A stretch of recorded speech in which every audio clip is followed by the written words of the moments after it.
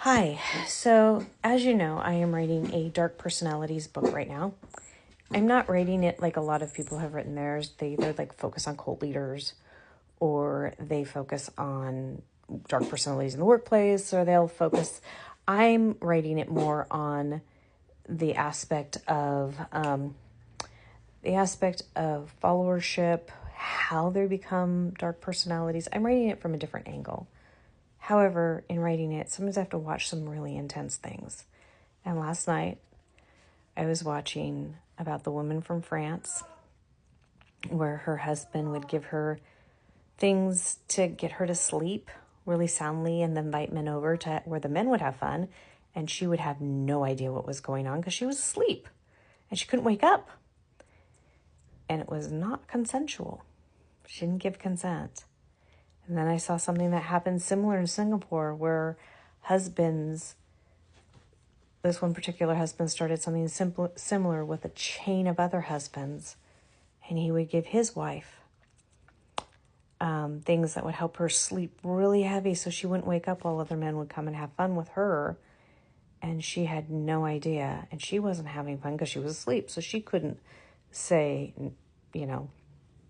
And this had to do with also a website called Sammy Boy, where men would say really not very nice things.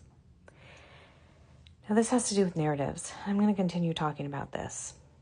If you look at women started getting their rights back in the 70s and the 80s, but that wasn't that the narratives have changed. It was that women fought very, very hard. Because in the 90s, a particular president in the United States had some issues with his zipper and liked to blame a young intern for those zipper issues. And his wife stood by him. And it was a real fiasco. And no one really blamed him. He never really had to take full responsibility over that. If you look at the Netflix show Victim/Suspect, a lot of the victims would report a assault of a particular nature, and then they were turned around and blamed for lying. Now, this goes into the current president we have, and there were a lot of people who had a really hard time with what he was charged with. And they said, why did people come forward so late? It can't be true. If you look historically, women have not had a voice in this. They've been told they haven't been submissive enough to their husbands. It's their fault for wearing too short of a skirt. What did you do in this situation? So it's harder to come forward. And even if you look at the Jeffrey Epstein cases, how many years did those young girls have to fight to get heard? So we can't look at blaming the victim for this. We have to look at the narrative that's going on in our society, that women are not treated like the same value as a man. And I want to talk about this more.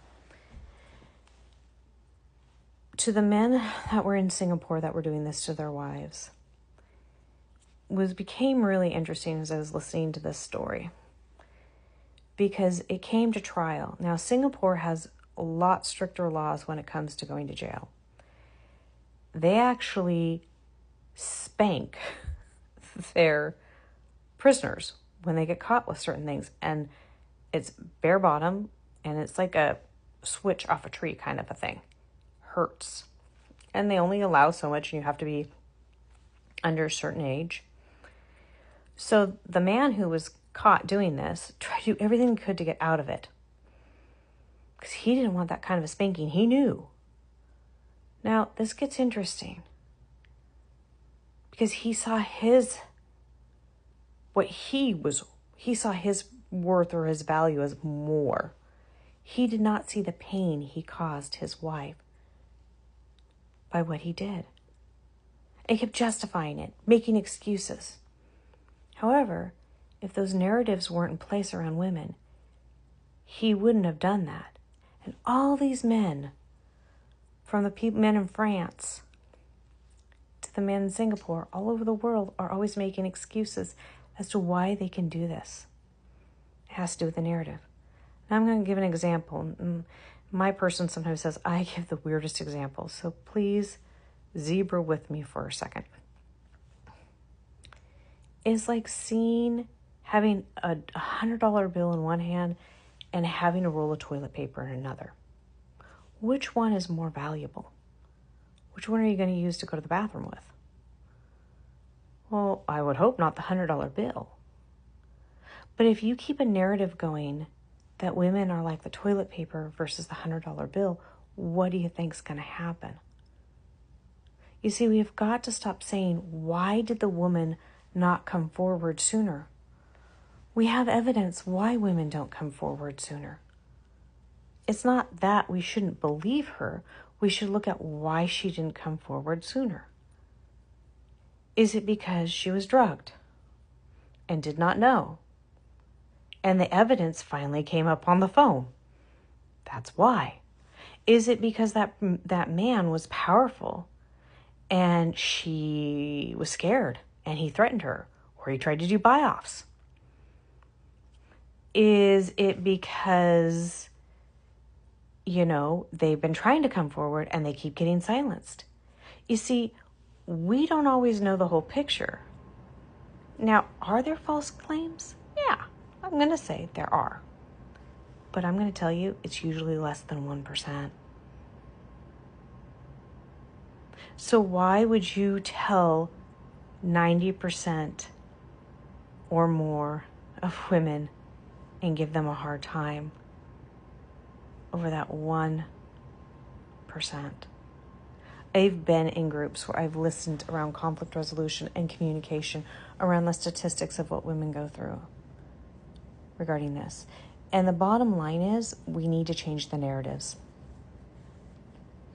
We want these kinds of things to stop happening, because I'm going to tell you, the woman in France had, I believe it was, they caught over 50 men. 50 men would go in while she was completely unconscious. 50 thought that was okay. They thought she was toilet paper instead of a $100 bill. That says a lot about how men view women. How they're willing to do that. There were at least 7 couples involved in the one with Singapore, and they weren't technically couples. Those were 7 men starting to get that going. That doesn't talk about all the people that were on the website. What that tells me is there is a narrative that needs to change. And I'm also going to say that women sometimes participate with this narrative, because if we didn't participate with this narrative by saying, well, she shouldn't have come sooner. She should have come forward sooner. We're participating with it as well, because we're adding the judgment instead of saying, wait a second here. It doesn't matter what she wore. He shouldn't have done that. She is worth that $100 bill. We need to be training our boys that women are $100 bills. She is human. She is worth a whole lot, because you wouldn't want that to happen to someone, anyone. And so this is where I'm going with this narrative. How do we start changing the narratives? Because we've got to stop being in agreement with the narratives that cause other human beings harm. Period. So on that note, this is something to think about, especially in this next season. We'll talk more. Bye for now.